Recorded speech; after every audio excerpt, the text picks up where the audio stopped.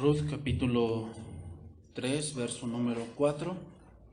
Vamos a continuar con esta serie.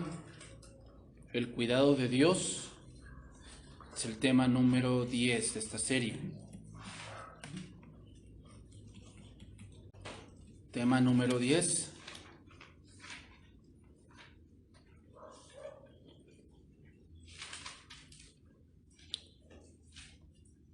El tema de esta tarde se titula Obediencia. Obediencia.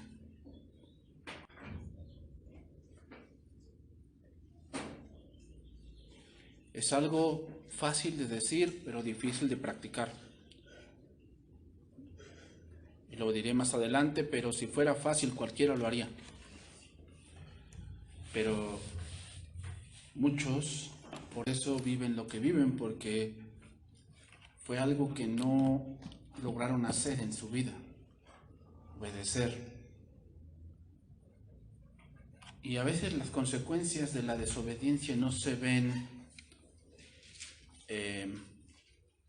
a corto plazo, pero sin duda llegará el pago a la decisión que tomamos. Ruth 3:4 dice: y cuando él se acueste, notarás el lugar donde se acueste e irás y descubrirás sus pies. Y te acostarás allí y él te dirá lo que hayas de hacer. Ella respondió: haré todo lo que me mandes.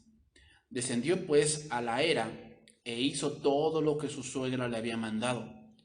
Y cuando Booz hubo comido y bebido y su corazón estuvo contento, se retiró a dormir a un lado del montón. Entonces ella vino calladamente y le descubrió los pies y se acostó. Y aconteció que a la medianoche se estremeció aquel hombre y se volvió, y aquí una mujer estaba acostada a sus pies. Bien, hermanos, comenzaré con un razonamiento así, y es: ¿nos imaginamos qué hubiese pasado si Ruth no hubiese obedecido como Noemí le dijo? ¿Cuál hubiese sido el resultado de esta historia? Yo creo que hubiese sido diferente. ¿Cuántas veces no hemos pensado en volver en el tiempo y arreglar cosas que no debimos haber decidido? ¿Cuántas cosas no arreglaríamos si pudiésemos volver a nuestro yo de hace 10 años? O a nuestro yo de hace 5 años. ¿Cuántas cosas no le diríamos a nuestro yo? Se apunta a pensar, si tú pudieras regresar en el tiempo, ¿qué cosas te dirías a ti mismo? Diciéndole: oye, en mi punto mío, yo le diría: no seas tonto en esto, no decidas esto no te conviene, esto no sirve, no funciona. Si decides esto, llegarás más rápido a lo que tenemos que llegar. Son cosas que yo me diría a mí mismo. Tal vez en tu caso sea diferente, tal vez te vas a decir otro tipo de cosas que ahora vivimos por decisiones que tomamos, a veces hace años, y que ahora pues recibimos el pago, ¿no? Podemos decir, mucha desobediencia fue lo que contribuyó para que la historia terminase como terminó, hermanos. Qué gran paradoja, ¿verdad? Pero en algún momento hay que tomar una decisión, y allí el consejo y muchas veces el cómo se desarrolle tu vida va a depender de que obedezcas ciertas cosas que son muy puntuales. Son cosas que así son, y si no las obedecemos así, va a haber fracaso. Hay cosas que así son. Por si uno de los guisos que son más delicados son los pipianes. Y cuando tú no sigues al pie de la letra el hacer un pipián de cómo se hacen los ingredientes, te va a salir mal. Te va a salir mal. Si nos vamos a otro ámbito, en la programación de un dispositivo hay cosas que son así. Que así se programan las cosas, y si no lo haces así, no funciona. Y hay cosas de la vida, ¿verdad? Hay cosas de la vida que son de una manera y que así deben de hacerse, porque si no, no funciona. Muchos que tal vez conocemos esta historia de Ruth, pues sabemos que termina en un final feliz, pero la pregunta es, ¿cuánto contribuyó la obediencia a ese final feliz? Creo que mucho. O sea, muchos sí queremos el final feliz, pero hermanos, te voy a decir algo, no existen las hadas madrinas, como la Cenicienta. ¿Tú piensas que en algún momento va a venir una hada madrina y te va a convertir tu carro en calabaza? Y te va a decir, mira, mijita, te vas a ir al baile, pero a las 12 se te acaba el chacoloteo. No, hermanos.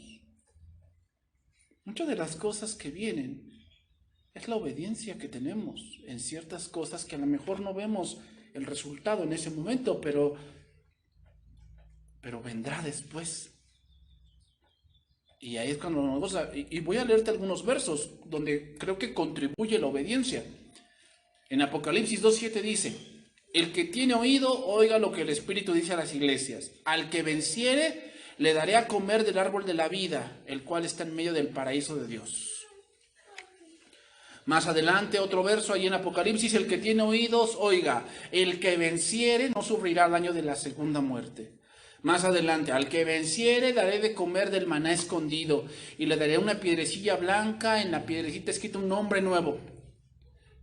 Nuevamente, más adelante, al que venciere y guardare mis obras hasta el fin, yo le daré autoridad sobre las naciones y las regirá con vara de hierro y serán quebradas como vaso de alfarero, como yo también la he recibido de mi Padre, y le daré la estrella de la mañana.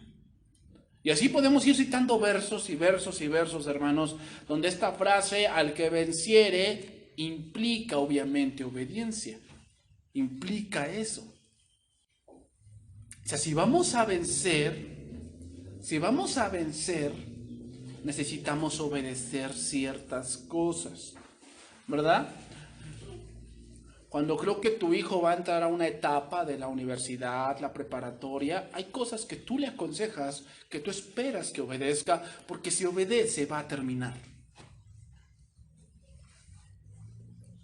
Creo que así son todos los padres, ¿verdad? Cuando tu hijo, no sé, se va a ir a una excursión, la van a llevar a tu hijo, a tu hija, la van a llevar a las pirámides de Teotihuacán, que las conozcan, ¿no? La pirámide del Sol, de la Luna. Y tú le das ciertos consejos, mira, no te separes del grupo, si en algún momento te pierdes, vete al camión, ¿verdad? Vete al camión, ahí espera que venga tu instructor, no te alejes, si tienes alguna duda ve y le preguntas al que está a cargo, ¿no? Le das ciertas instrucciones que tú esperas que obedezca. ¿Para qué? Para que le vaya bien. Entonces, obviamente, el vencer algo, hermanos, requiere obedecer. Requiero obedecer, hermanos. Eso parece fácil, pero hermanos, si fuese fácil, cualquiera lo haría. Cualquiera lo haría. Y eso lo vamos viendo en otros puntos. O sea, en muchos puntos hay cosas que se nos aconseja, tanto en el matrimonio, en la juventud, en la soltería, el cómo ser padre, y se nos van aconsejando ciertas cosas, pero si fuese fácil obedecer, cualquiera lo haría. Cualquiera lo haría, pero no es fácil. No es fácil, hermanos. O sea, como te digo, sabemos cómo termina esa historia, pero ¿cuánto contribuyó el que Ruth obedeciera? Creo que mucho. Creo que mucho. Por eso te digo, hermanos, aquí no existen las hadas madrinas. Que, no, pues de alguna manera va a pasar. Yo escucho muchas veces que dicen, es que si Dios quiere, pues pasa. A ver, yo no dudo de la providencia de Dios. Pero muchas cosas suceden porque hay una ley de la física que es causa y efecto. ¿Sí sabemos cómo es eso? Hasta el mismo universo nos lo dice. Si los planetas se mueven alrededor del Sol, que tiene la Tierra tiene un movimiento de rotación y tiene un movimiento de traslación, la pregunta es, ¿quién dio el empuje a eso? O sea, para que una máquina inicie algo, tiene que haber alguien que la impulse a iniciar, ¿verdad? O sea, sabemos que una maquinita, pues, sabe hacer esto, pero hay que encenderla. ¿Quién encendió el universo? Dios, porque la fuerza, cuando dice Dios es luz, la palabra luz en el hebreo habla de energía. ¿Para qué sirve la energía? Una de las definiciones de energía es la fuerza que impulsa algo. Entonces, ¿cuál fue la causa del universo? Pues Dios. ¿Y cuál fue el efecto? Que empieza a funcionar. Entonces, hermanos, vivir en la obediencia no es algo sencillo. De verdad debemos entender que muchas veces el obedecer va en contra de lo que a veces nosotros queremos. A veces va en contra de lo que sentimos. Que muchas veces lo que Dios nos manda a hacer va en contra de lo que nosotros creemos correcto o creemos que sufre menos, pero muchas veces es lo correcto que debemos hacer. Entonces, una cosa que Ruth debía hacer es saber escuchar. Y escuchar muy bien, porque lo que iba a hacer dependía mucho su futuro. Lo que estaba a punto de hacer en los versos que vamos a leer dependía mucho el futuro que le esperaba a ella. Entonces retomamos, Ruth 3:2. Voy a retomar el contexto para empezar a estudiar ahí. Dice ahí: ¿no es Booz nuestro pariente, con cuyas criadas tú has estado? He aquí que él avienta esta noche la parva de las cebadas. Te lavarás, pues, y te ungirás, y vistiéndote tus vestidos irás a la era. Mas no te darás a conocer al varón hasta que haya acabado de comer y de beber. Y cuando él se acueste, notarás el lugar donde se acueste.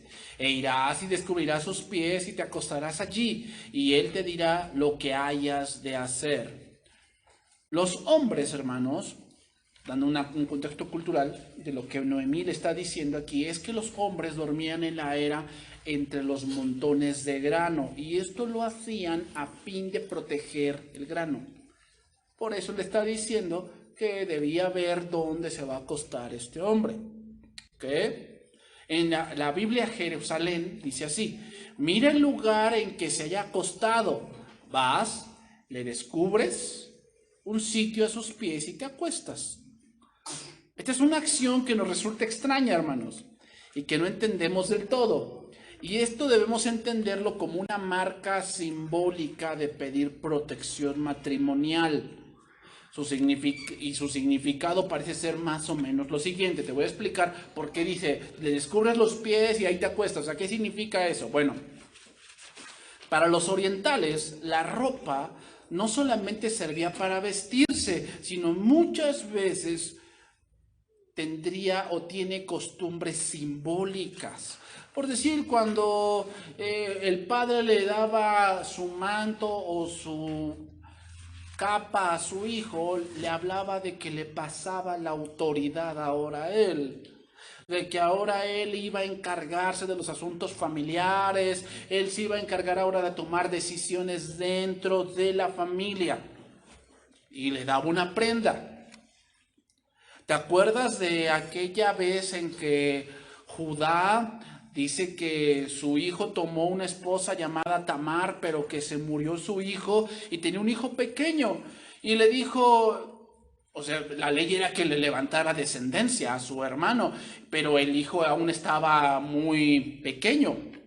Entonces, él le dijo, pues espérate a que mi hijo crezca y ya te lo doy en esposo. Dice que el hijo creció y veía a Tamar que no le era dado por esposo. Entonces dice que un día vio que su suegro venía y dice que se atavió y dice que Judá la tomó por prostituta. Entonces se acercó con ella y pidió sus servicios y le dijo ella, ¿qué me darás si te doy el servicio? Entonces él le dijo, te voy a dar mi báculo. O sea, una prenda que hablaba de qué. El báculo, ya cuando alguien tenía un báculo con el que caminaban, hablaba ya de un hombre que tenía experiencia. Ya hablaba de un hombre que ya tenía el vigor o la experiencia para llevar no solamente una familia, tal vez una aldea. Tú te das cuenta que los hombres ya grandes, así sabios, llevan su báculo, ¿no? Así como que ahí van caminando. Eso es un símbolo de su autoridad, de su experiencia, de su sabiduría. Entonces le dio eso y dice que cuando concibió la mujer, dijeron, no, pues tú no era concebido. Y él dice, no, pues sáquenla y mátenla porque adulteró. ¿Y qué enseñó cuando la sacaron? El báculo de Judá. O sea, dando a entender que el hijo que ella esperaba era pues de su suegro. Entonces, hermanos, en este caso, la ropa en el Medio Oriente tiene un gran significado. Entonces, el manto era ante todo el símbolo de abrigo y protección. El manto. De ahí se saca la frase a la sombra de tus alas. Las alas muchas veces lo tomamos como las águilas, pero no, se refiere al abrigo que da el hombre con su manto. A eso se refiere a la sombra de tus alas. Al quitarle el manto de los pies a Booz, Ruth estaba haciendo que él sintiera frío. ¿Se ha sentido frío en los pies? ¿Sí, va? Y cuando se te enfrían los pies no puedes dormir. Bueno, es lo que él estaba diciendo. ¿Qué le estaba dando a entender? Que ella estaba desabrigada y desamparada. Esto es lo que te estaba diciendo. O sea, vos, yo estoy desabrigada y desamparada, así como lo están tus pies. Bueno, quizás para nosotros parezca un símbolo rebuscado, pero para los orientales seguramente no lo era. Por te digo, o sea, verlo aquí ya en nuestros tiempos, eso, hermanos, es un poco difícil. O sea, eso no se acostumbra, o sea, básicamente Ruth iba a pedir matrimonio y no creo que alguien ya pida matrimonio quitándole los zapatos, ¿verdad? O sea, no, eso no es muy común hoy, pero en esos tiempos y en esos lugares sí es común. O sea, debemos entender esa parte cultural. Entonces, lo que Ruth con esa acción estaba diciendo es esto: yo tengo derecho a un abrigo, a la protección que Dios proveyó en la ley, y tú eres mi pariente. Y te hago pasar un poco de frío para que te des cuenta que yo quiero abrigo. Eso es lo que está diciendo. Entonces, con las señas que hizo Ruth, no debemos pensar en el indecoro, ni mucho menos en la inmoralidad. Al contrario, bien entendido, no puede haber gesto más elocuente ni conmovedor y casi diríamos sagrado. O sea, muchas veces, muchas personas tal vez dirán, es que Ruth se le estaba ofreciendo. No, ella estaba reclamando un derecho que le correspondía. Ahora, voy a hablar de otros puntos aquí que pueden surgir. Otros puntos aquí. Muchos podrían tomar a Ruth como alguien que le urgía casarse, porque era una descarada, ¿no? Pero lo que Noemí le aconseja a Ruth aquí no es solamente algo sexual, hermanos. O sea, va implícito, obviamente, ¿no? Ayer lo hablamos, el matrimonio pues tiene esa parte, es obvio, o sea, no lo vamos a quitar la obviedad. Pero, hermanos, no era eso lo que Ruth buscaba. No era eso lo que Ruth buscaba. Ruth lo que buscaba era protección no solamente para ella, sino para su suegra.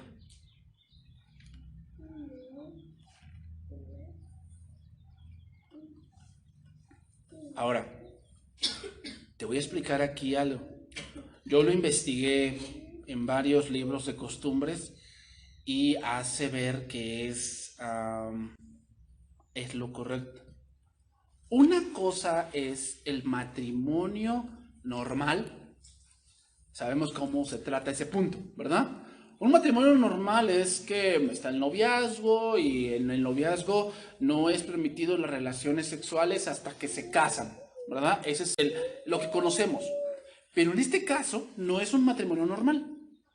En este caso es un matrimonio de levantar descendencia. ¿Estamos de acuerdo en eso? Entonces las reglas aquí son distintas. Fíjate bien lo que voy a decir, porque así yo lo leí, lo estudié así, y cuando hay 2 o 3 o más fuentes, entonces es algo fidedigno. Cuando era un matrimonio o cuando era una relación donde se tiene que levantar descendencia, hermanos, no a fuerzas debe haber matrimonio. No a fuerzas. Pero ese sería un caso donde el pariente se murió y alguien más le va a levantar descendencia. Ese es un caso único. No estamos hablando de un matrimonio normal. Estamos hablando de un matrimonio que es por causa de algo de la ley. ¿Ok? Estamos hablando de eso. Entonces, básicamente lo que se dice acá, está un poco oscuro esto, pero así te lo voy a decir. Básicamente con esta acción, Booz podía haber tomado a Ruth en ese momento y no ser pecado. ¿Por qué? Porque le tiene que levantar descendencia a Malón, que era el esposo de Ruth, y no casarse con ella. ¿Qué? Porque no estamos hablando de un matrimonio normal, ¿eh? O sea, un matrimonio normal en el sentido de que primero ellos pues, son novios y después ya se casan. No, no, no. Aquí no es eso. Aquí es un derecho de ley que a ella le correspondía. ¿Ok? Por eso lo hablo así. Entonces, ¿por qué Booz no lo hizo? ¿Por qué Booz no lo hizo? Por dos razones. Número uno, porque él no era el pariente cercano. Era otro. O sea, él no era el próximo. Tenía que pasar ese próximo después él.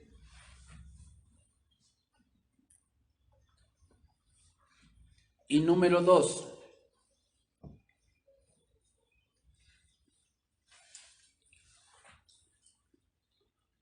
Número dos. ¿Por qué otra cosa no lo hizo? Y es básicamente porque no quiso. Y vete, o sea, vos no se siente ofendido por lo que pasa. Fíjate, por eso le dice Ruth 3:4, seguimos, leemos ese verso, dice, donde se acuesta, e irás, descubrirás sus pies y te acostarás allí. Y fíjate la última frase que dice, y él te dirá que lo que hayas de hacer. ¿A qué se refiere esa frase? ¿A qué se refiere? A lo que te digo. Como no era un matrimonio normal, o sea, no era un matrimonio entre una mujer virgen y un hombre que pues está buscando esposa, no era un matrimonio así. Era una parte de buscar los derechos del Levítico, de levantar descendencia. Entonces, cuando dice, te dirá lo que hayas de hacer, habla de que él en ese momento podía decirle que le levantaría descendencia, pero no se casaría con ella. Y podía hacerlo, era su derecho, no se veía mal en ese momento. En esos tiempos no se veía mal.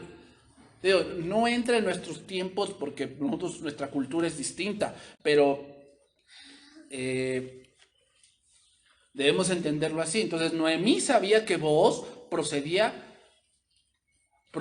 cuando viera esta acción. O sea, Noemí sabía lo que procedía después. Y había dos acciones que podía hacer Booz también. Consumar la relación, como te digo, o enviar a Ruth a su casa. O sea, no sabes qué, no quiero yo y sabes qué, vete. Entonces seguimos allí, versículo 5. O sea, date cuenta a lo que se arriesga Ruth, date cuenta. O sea, no era algo sencillo. Y ella le respondió y le dijo, haré todo lo que tú me mandes. ¿De qué habla eso? Esa frase. Haré todo lo que tú me mandes. Habla de la confianza que Ruth le tenía a su suegra. Tenía una confianza plena. O sea, ella sabía que su suegra no la mandaría al matadero, ¿verdad? O sea, sabe que Noemí tiene una sabiduría tal que ella puede confiar en ella. Entonces, la obediencia de Ruth se manifiesta en sus palabras como en sus acciones, evidentemente. Ella comprende que el plan de su suegra encaja perfectamente con las costumbres del país. Entonces es importante lo que dice aquí Ruth, hermanos, porque habla de una plena confianza en su suegra. Habla de eso, sigue diciendo, descendió pues a la era e hizo todo lo que su suegra le había mandado. ¿Te imaginas? O sea, imagínate tú ser Ruth.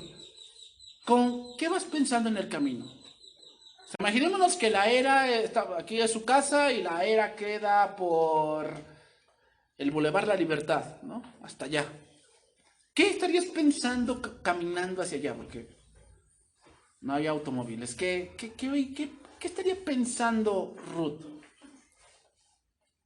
Mira, según se sabe por documentos de la época, que la cosecha era la época de embriaguez e inmoralidad. Y no todos los trabajadores serían caballerosos como vos. No todos. Ruth va por fe, poniendo su confianza en la sabiduría del consejo de Noemí. Pero ¿qué podría pensar ella en el camino? ¿Qué pasaría? ¿Me rechazará? ¿Me aceptará? ¿Lo haré bien? Ojalá no me encuentre aquí un malandrín. Cosas así, ¿no? Sigue ahí, versículo 7. Y cuando Booz hubo comido y bebido y su corazón estuvo contento, se retiró a dormir a un lado del montón. Dice ahí, traducción viviente. Después de que Booz terminó de comer y de beber, estuvo de buen ánimo, se acostó al otro extremo del montón de grano y se durmió. Comió, bebió, estuvo contento y además de esto también le hizo estar cansado. Hermanos, algo que tiene el vino, cuando lo tomas bien, es que también te ayuda a dormir. Y creemos que eso fue lo que pasó con Booz. ¿Por qué? Porque Ruth le quita el manto y Booz tarda en despertar. O sea, no despertó al momento. Booz tardó en despertar. Más o menos se cree que Booz se fue a dormir como a las 10 de la noche. Él despertó a la medianoche. O sea, no despertó luego. No le dio frío luego. O sea, se ve que por el vino, él que tocó cama y se durmió. Entonces también podemos ver que Booz elige un lugar apartado de los criados, hermanos. Ya que cuando habla con Ruth, sabe que los criados no lo escuchan. Entonces sigue diciendo, entonces ella vino calladamente y le descubrió los pies y se acostó. O sea, el lenguaje actual dice, cuando se quedó dormido, Ruth se acercó a él con mucho cuidado y se acostó a su lado. ¿Qué pensamientos pasarían por la cabeza de Ruth?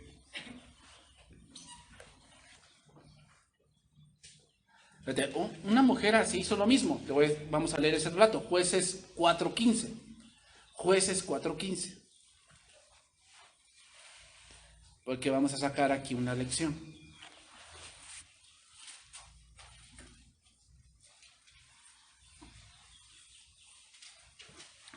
Hermanos, el sueño en la Biblia también tiene mucho significado. Y cuando se habla de sueño, hablamos muchas veces de muerte, ¿no? Cuando Jesús dijo, nuestro hermano Lázaro duerme, pero voy ¿qué? A despertarle. ¿Te acuerdas de la hija de Jairo? ¿Por qué tan llorosos? Dice, la niña no está muerta, sino que duerme. O sea, hablar de sueño en la Biblia, hermanos, es hablar de algo que va a pasar. ¿Qué le pasó a Adán cuando formó a Eva? Se durmió. Dice que Dios hizo caer sueño profundo sobre él y en ese sueño, ¿qué? Formó una mujer. Entonces, dice ahí, el Jehová, Jueces 4:15, quebrantó a Sísara, a todos sus carros y a todo su ejército a filo de espada delante de Barak.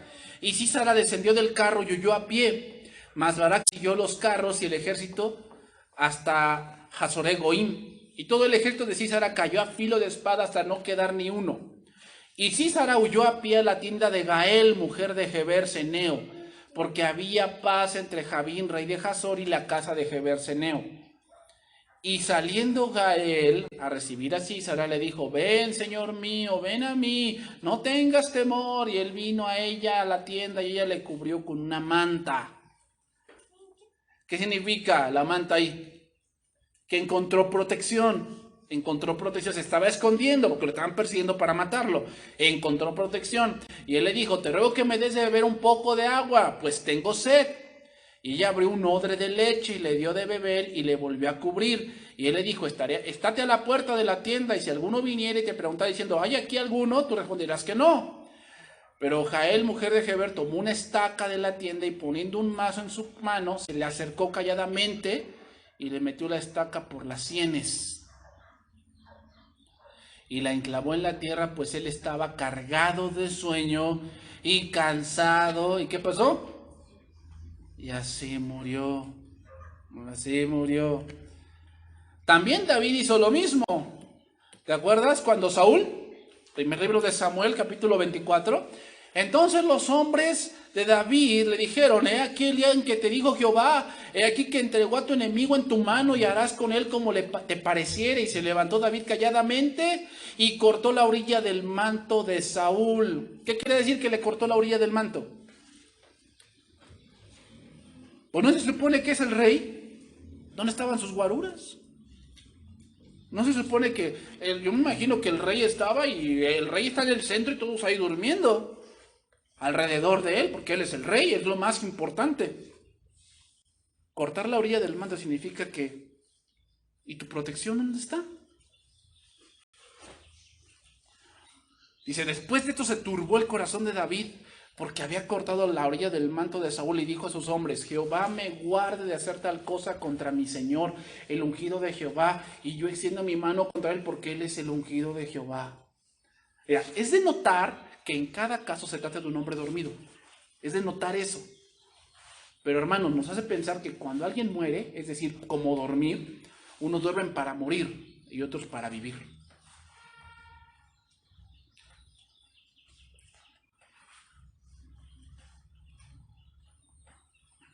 El salmista dijo esto, en paz me acostaré y asimismo dormiré, porque solo tú, Señor, me haces vivir confiado. La pregunta es esa, ¿de verdad dormimos confiados? O sea, nosotros no sabemos qué pasa en la noche, o sea, tú te duermes y hasta que suena tu celular, tu despertador, el gallo te despierta y no supiste qué pasó en 6 horas. 7 horas, 8 horas, no supiste. Es ahí donde está el Señor, guardando. Entonces dice versículo 8, aconteció que a la medianoche se estremeció aquel hombre y se volvió. Dice en traducción viviente que se despertó de repente. Yo siento que le dio frío, pero se espantó. A ver, puede haber aquí una posibilidad. Podría pasar que vos no despertara, ¿verdad? Yo he conocido gente así, Le quitas las cobijas, las sábanas, las almohadas y no se despiertan. ¿Cómo le hacen? ¿Quién sabe? Pero no se despiertan. Es más, pueden tener la alarma aquí y no la escuchan. Y tú estás ahí hasta el otro lado de la recámara y tú dices, ay, apágala, apágala, apágala. Y no se despierta, y no se despierta, y no se despierta. Eso podía haber pasado con vos, ¿o no? Y si no se hubiera despertado, ¿qué habrían sido de los planes de Ruth y Noemí?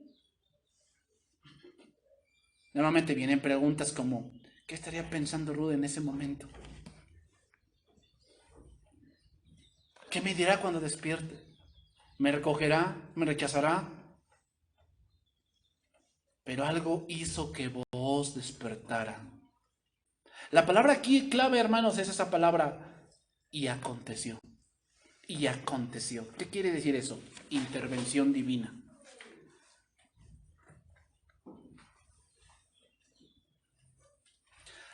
O sea, muchas veces, ay, casualidad. Para Dios no hay casualidades, para Dios hay propósitos. Algo, hermanos, algo. Quizás un movimiento de Ruth, el inesperado frío, lo hizo despertar, sentir miedo, a lo mejor estaba soñando feo. A lo mejor le vino reflujo, ¿no? Del vino. Puede ser. Pero les dice que empezó a sentir miedo. Aquí la palabra volvió, dice, y se volvió. No es la traducción fidedigna, hermanos, No es la traducción fidedigna. La palabra hebrea aquí volvió, hace pensar en como que se volteó, pero empezó a palpar. Se empezó a buscar, ¿qué empezó a buscar? ¿Qué pasa cuando tienes frío? ¿A poco te despiertas bien, y a ver dónde está la cobija? No, lo que haces, estás así, estás buscando a ver dónde está la cobija, ¿verdad? Solamente si no la encuentras, pues sí te levantas y dices, ay, pues ya se cayó, me la jaló el gato, el perro, el fantasma, no sé qué me la jaló y ya. Pues bueno, te levantas y la tomas. Pero eso significa volvió. No significa que se despertó y se volvió, no, no. Significa que se despertó y como que no. ¿Qué pasa cuando no duermes en tu lugar que siempre duermes?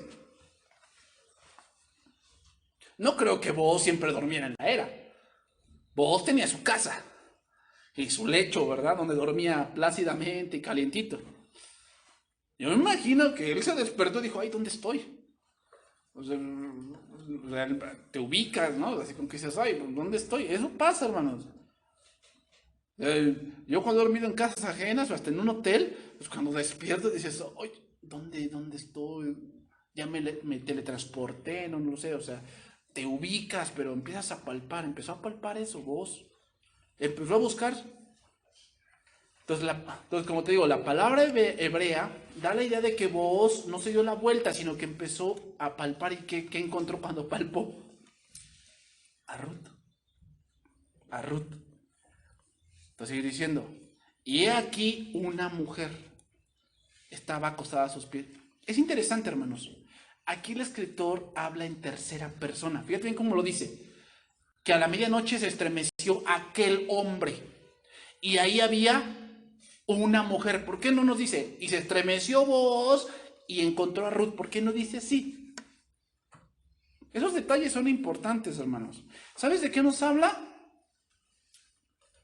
Nos habla de algo que ocurre en el corazón. Cuando vos, aquí vos, más adelante se va a comprometer a redimirla. Pero hermanos, o sea, esas partes de un compromiso, de una redención, se hacen en el corazón.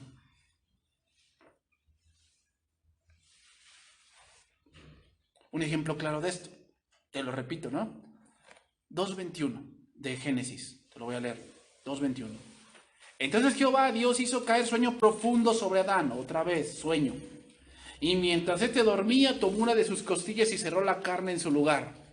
Y de la costilla que Jehová Dios tomó del hombre, hizo una mujer y la trajo al hombre.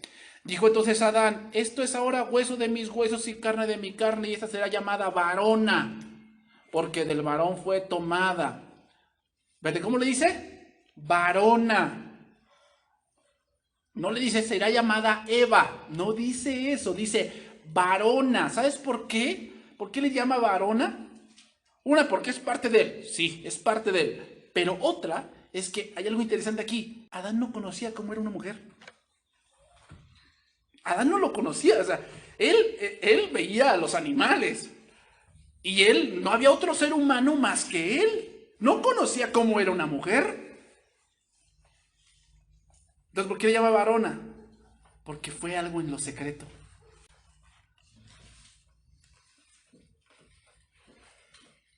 Cuando despertó Adán, conoció algo interesante. ¿Qué conoció? Una mujer. Hermanos, esto es algo interesante, pero buscar esposa es como andar a ciegas. Porque no sabes quién, ¿verdad?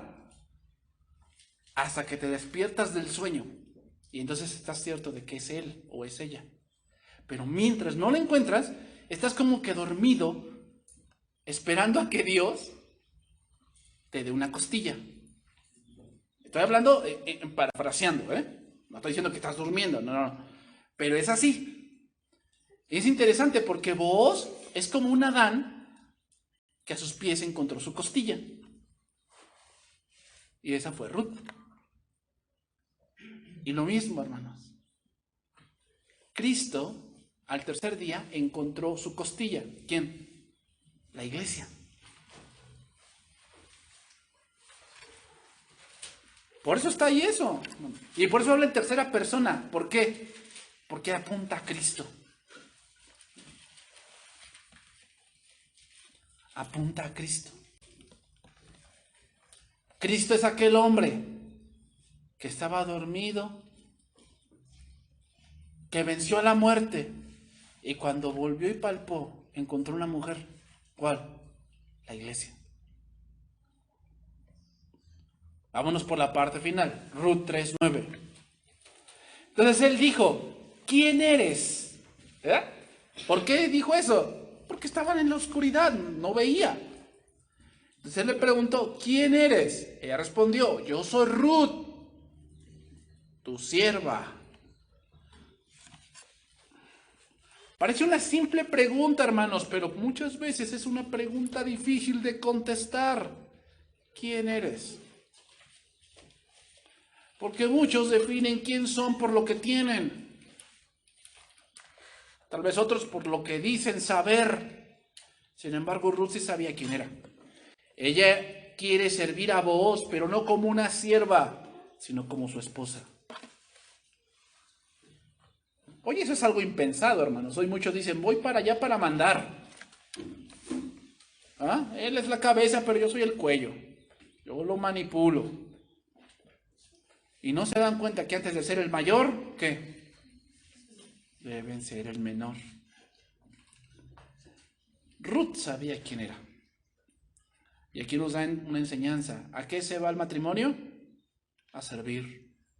No a servirme, a servir.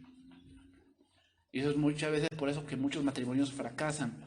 Porque como no obtienen lo que quieren, entonces dicen, es que somos incompatibles. No, lo que pasa es que tú quieres que te sirvan, pero no quieres servir. Sigue diciendo, extiende el borde de tu capa sobre tu sierva, por cuanto eres pariente cercano. Ruth usa una frase que en otras partes se usa para referirse a un compromiso matrimonial o al matrimonio. También lo que dice Ruth es, protégeme. Eso significa, extiende tu capa, significa, protégeme. De la misma manera que tú requieres ese manto para cubrir tus pies y cubrirte del frío, yo necesito el abrigo de un hogar. Eso es lo que ella significa. Lo voy a leer en lenguaje actual. Dice, ¿quién eres? Le preguntó Booz. Soy Ruth, tu humilde servidora. Usted es familiar mío y de mi suegra, y las dos necesitamos que usted nos proteja, y quiero pedirle que se case conmigo. Está más claro este pasaje, más claro lo que está diciendo Ruth. Hermanos, Dios también relata que Él hizo lo mismo con Israel. En Ezequiel 16:6 dice esto. Ezequiel 16:6. Y yo pasé junto a ti y te vi sucia en tus sangres, y cuando estabas en tus sangres te dije, vive. Sí, te dije, cuando estabas en tus sangres, vive. Y te hice multiplicar como la hierba del campo, y creciste y te hiciste grande, y llegaste a ser muy hermosa. Tus pechos se habían formado y tu pelo había crecido, pero estabas desnuda y descubierta. ¿Qué significa eso? Desnuda y descubierta. Que no tenía protección, que estaba soltera, que no tenía esposo. Y dice ahí, y pasé yo otra vez junto a ti y te miré. Y he aquí que tu tiempo era tiempo de amores, y extendí mi manto sobre ti. ¿Qué quiere decir? Me casé contigo. Eso quiere decir. Y cubrí tu desnudez, y te di juramento, y entré en pacto contigo, dice Jehová el Señor, y fuiste mía. Y te lavé con agua, y lavé tus sangres encima de ti, te ungí con aceite, y te vestí de bordado, te calcé de tejón, te ceñí de lino, y te cubrí de seda. Te atavié con adornos, y puse brazaletes en tus brazos y collar en tu cuello. Puse joyas en tu nariz y zarcillos en tus orejas y una hermosa diadema en tu cabeza. Y así fuiste adornada de oro y de plata, y tu vestido era de lino fino, seda y bordado. Comiste de flor de harina de trigo, miel y aceite, y fuiste hermoseada en extremo. Prosperaste hasta llegar a ser reina. Más adelante ese pasaje habla de que fue infiel Israel. Más adelante se ve ese pasaje. Pero lo que quiero que vean es eso. Que dice, yo te vi desnuda y yo extendí mi manto. ¿Qué quiere decir? Yo te protegí. Yo te protegí. Eso quiere decir. Entonces Ruth no se acostó a los pies de Booz para abusar de su generosidad, sino que le reconoce que él es un pariente cercano y que tiene ese poder de redimirla. Hermanos, ¿qué decisiones tan fuertes ha tomado Ruth para llegar a una meta? Capítulo 1, decide dejar su tierra para irse con Noemí. Capítulo 2, decide trabajar para que ambas puedan vivir. Y ahora capítulo 3, decide hacer esto para encontrar redención. ¿Verdad? Hermanos, una mujer virtuosa se define por sus decisiones. Por eso podemos decir que Ruth fue mujer virtuosa, porque tomó decisiones que al final la llevaron a una buena cosa. Hermanos, las decisiones no se toman con el corazón, se toman con la cabeza.